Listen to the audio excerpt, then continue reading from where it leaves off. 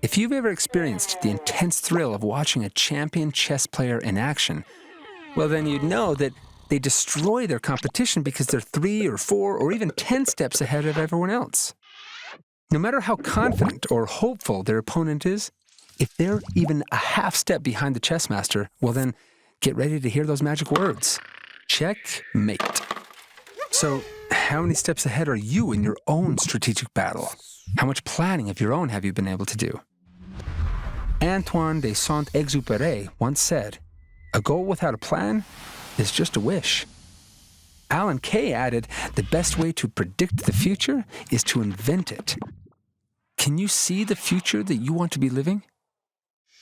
What if we invented it now? Or at least your personalized blueprint to get there? It would be nice, of course, if we could just make dramatic plans for sweeping changes that were all finished up and taken care of within 3 to 6 weeks. But that's just not how it works for most of us.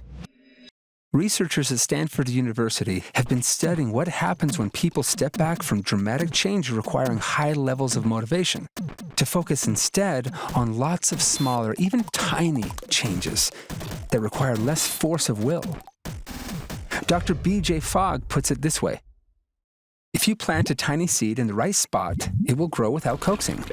Which means in this case that if we create many tiny habits in our own lives, none of which depend on constant motivation or high levels of willpower, they will combine to lead us in a direction that we want to go naturally, and without so much tension or grinding effort.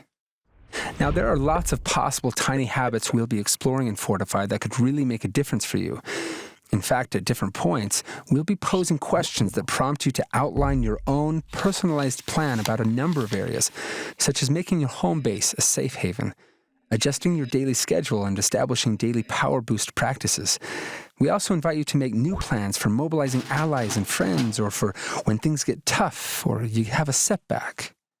These plans, combined with anything else that's making a difference in your life, make up what we like to call your freedom plan. An individualized and comprehensive blueprint for your future that would make any architect or engineer proud. And you can print it off at any time. We encourage you to come back to it often, reviewing, polishing, and adding any new insights about reaching the life you want.